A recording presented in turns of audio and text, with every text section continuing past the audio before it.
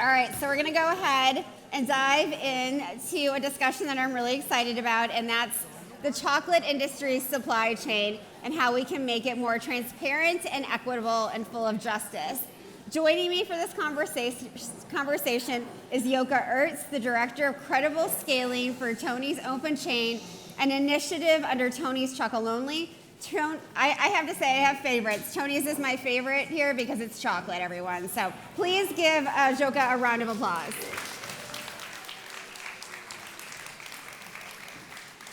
And I love all the companies that are here and that have donated so generously. I hope you've all had a chance. Look at this bar. Isn't it great? I'm so glad to be sitting down with you. Did I pronounce your name okay? You did, yeah. It's spelled Joke, which was a difficult name to immigrate to the United States with, but it's a very Dutch name. Yeah, Yoka. I have to credit Elena Seeley, our content director, for helping me at the last minute, just making sure, so thank you. I want to start with you. Thank you again for all of the chocolate. I hope everyone got some. It's so delicious. It's the best chocolate out there. I stole some for my stepchildren, so thank you for that again. But what Tony's is doing in so many ways is revolutionary. It's so important, the way the company is set up. What I specifically want to talk about for a few minutes is Tony's Open Chain and how it fits in with the company that is Tony's Chocolonely. Thanks, yeah. So I work for Tony's Open Chain, which is an initiative under Tony's Chocolonely. And I will talk about that, but just a minute about Tony's Chocolonely. It is indeed a chocolate brand, and it's a chocolate brand that started really out of outrage once the founder understood how many systemic inequitous issues there are in the cocoa supply chain. There is extremely prevalent child labor. There is extremely prevalent poverty. There is cocoa-led deforestation in a part of the world that is losing the last standing percentages of its forests. It's a system really that's built on exploitation of people, of forests, of children. And so Tony's Chocolonely started as a sense of outrage out of that. We have a 3-pillar roadmap, and Tony's Open Chain is at the bottom of it, so I'll get there. It's around creating consumer awareness. Once you know, and once you know you can make a difference, you can take action. So there's creating consumer awareness. There's leading by example. Tony's Chocolonely started a particular sourcing model. We call it the 5 sourcing principles. I'd love to talk about it, but to sort of directly fight against these issues in cocoa. And our 3rd pillar in our roadmap is called Inspire to Act. My jokey Tony's title is Inspire to Actress. Inspire to Act is really that Tony's Chocolonely can grow as much as it can, but the impact has to be bigger than just our company. So Inspire to Act is 2 parts. One, it's Tony's Open Chain, which is this initiative where we explicitly invite other chocolate brands, competing chocolate brands, to join us in our way of sourcing cocoa. And the second thing around Inspire to Act is promoting legislation that will basically make this the new norm in cocoa. This collaboration, this kind of proposing legislation is unprecedented in the chocolate industry because of those inequities. I'm going to use that all the time. I've never used inequities before. All of those inequities things that are happening in the chocolate industry, how does that, like we've been talking about collaboration all morning, this is not easy with some of these big chocolate companies that are not built on sort of dismantling the system that they've been exploiting for so long. That's right. I mean, I think the larger chocolate companies are part of the system, and then it's hard to break the system. So part of what Tony's Chocolonely is trying to do is that it can be done differently, and you can be a profitable company that makes delicious chocolate that people want to buy because it tastes good. Our story, I think what inspires the companies to join us in our way of sourcing is that we are actually making impact. We are making a difference. So if I could go to child labor, which is the biggest part of our origin story in Tony's. So 60% of the world's cocoa comes from Ghana and Cote d'Ivoire.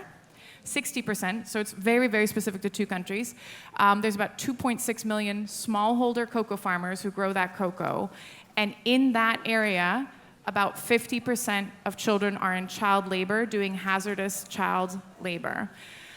That's a lot of child labor. And the cocoa industry has known about this for 30 years. They've been making voluntary commitments to eradicate child labor. People are doing interventions, but the impact isn't there and therefore can't be communicated. Right. We've showed that in our sourcing model, where we commit long-term directly to cocoa farmers. All of the cocoa is traceable. We pay a way higher price for cocoa, and we help co-ops look for cases of child labor and remediate cases of child labor as quickly as possible. I'm really proud that in the co-ops where we've been working for 3 years or more, because change takes time, Yep. instead of a child labor prevalence rate of 50%, we have a child labor prevalence rate of under 4%. Child labor, thank you. I am really proud of that. Child labor is a solvable problem, and the fact that we're still talking about it as this difficult thing to tackle is infuriating because it is tackleable. And I should note that child labor is not the fault of parents or farmers. Parents and farmers want the best for their children, just like all of us do. Why are children in child labor? Because of poverty. And we know that poverty reduces choices. And so we really have to tackle that issue as well. And then you get to the knock-on issues of child labor, which is a human right, a violation, and deforestation. Absolutely. Thank you so much for explaining all that. I wonder what the communication with other brands looks like and how, because they're not down to 4% child labor. And you're right about these little incremental bits that they've been doing for 30 or 50 years. It's not enough. So how do you communicate, hey, get on board, or you won't be around that much longer?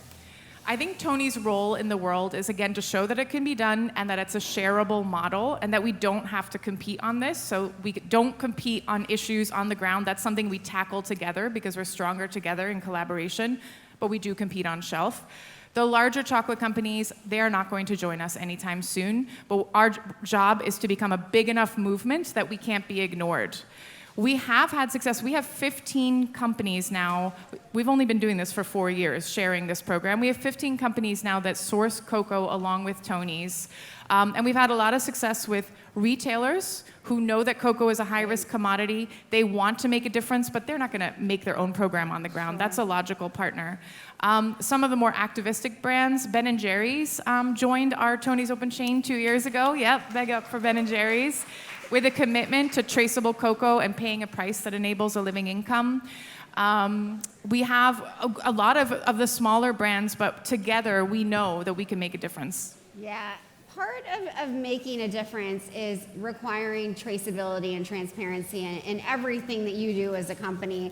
And I'm wondering if you can talk about the different things that we have to think about when we're talking about traceability and transparency. Yeah, traceability means so many different things. I mean, when we think of traceability, we think of where does our cocoa come from, and that is definitely a part of traceability. I would call that operational traceability. But you also have social traceability. Where are you buying? Who are the families who are growing the cocoa that you're growing from? What kind of circumstances are they in? How are household incomes levels there? How far are they at a gap from a living income? Are children in child labor? So there's a lot of social traceability, and if you don't know those issues, then you can't help the communities tackle them. There's also environmental traceability. So where does your cocoa come from?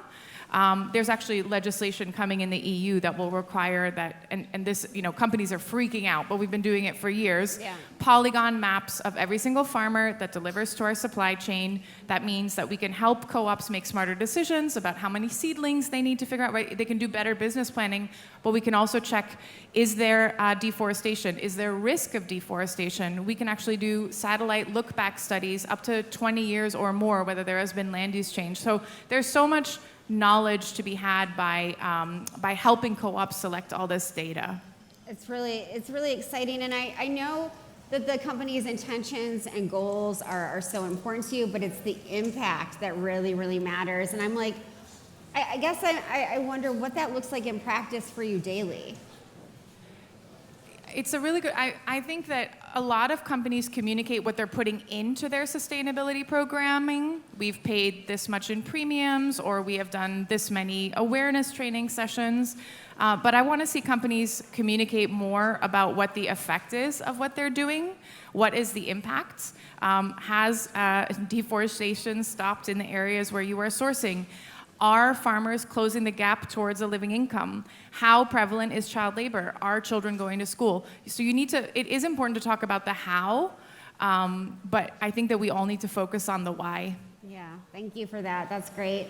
I want to get back to this question of legislation and policy, and I'm wondering what international policies can the United States learn from right now that could be, implemented tomorrow? Yeah, so on legislation, Tony's is a small company, right? But in the last 2-3 years, we've gotten a lot more sophisticated in our lobbying for better legislation. I'm going to use the bar here, but we always say that Tony's Chocolonely and its mission allies, that's what we call the other companies that join us in Tony's Open Chain, because they share our mission to end exploitation in cocoa. But Tony's and our mission allies, we show that it can be done, so we raise the bar, and then, Tony's, we always raise a chocolate bar in the air.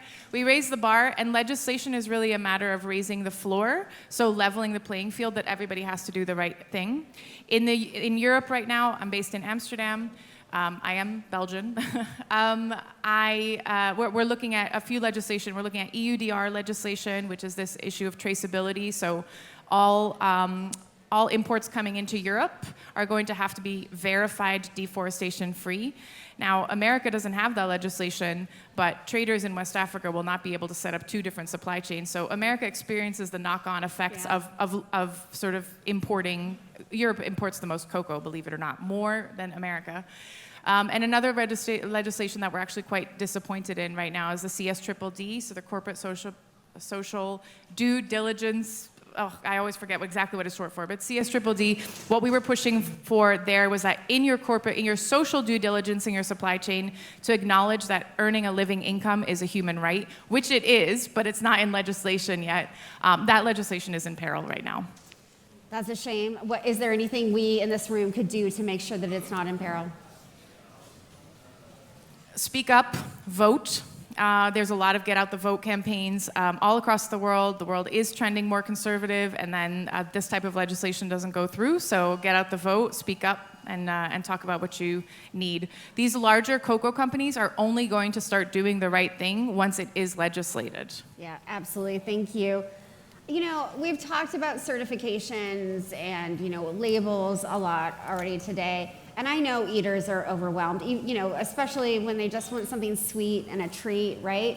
And I wonder what advice you can give to them to help them choose products. You have a great label. I mean, this is a great label, but in general, at Whole Foods and wherever else, you have this wonderful label that explains things. But I was about to say, I used to think of my mom when she was at the grocery store. When I think of regular folks at the grocery store trying to make decisions, it's very difficult. And I'm wondering what advice you can give them.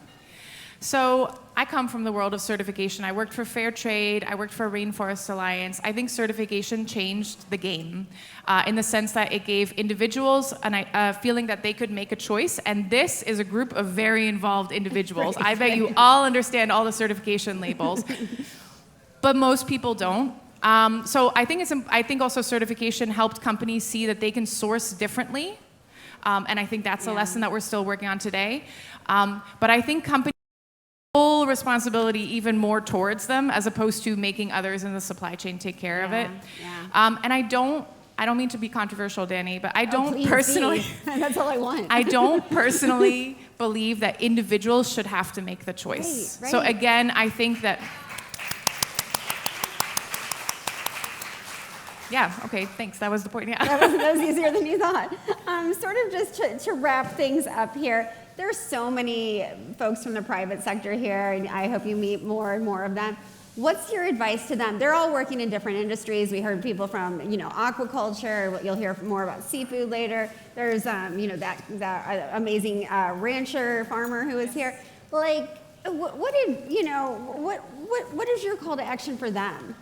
My advice would be 2 things. 1, collaborate with others. You shouldn't be doing this by yourself. It's stronger also for the farmer and the co-ops that organize the farmers. It's stronger for them when companies do this together, so they're not doing individual reporting to all these different companies. So it's also more affordable. The more people who participate in setting up a system, the more affordable it is per metric ton of cocoa. So collaborate with others. You don't have to do this on your own. If you're in cocoa, collaborate with us. But if you're in another industry, then find your collaborators. But my word of caution there, and my actual title at Tony's is that I head up credible scaling at Tony's Open Chain. So there is a tendency in collaboration to slide down to the lowest common denominator. Yeah. And so I would say hold that group accountable to stay true to your principles. It is difficult, but we're going to do it together. So we really want to, at Tony's Open Chain, we want to grow massively. We want to grow times 10 over the next couple of years. And my job is to make sure that we are keeping that high impact, but at a wide scale. I love it. A spirit of cooperation doesn't mean you like bring things down. It means you bring it up. Exactly. I love it. You have been such a pleasure. Thank you so much, Yoga. Thank you, Danny. And thank you, everybody. What an amazing event. Thank you so much. Thank you so much. Oh, thank you. Yay.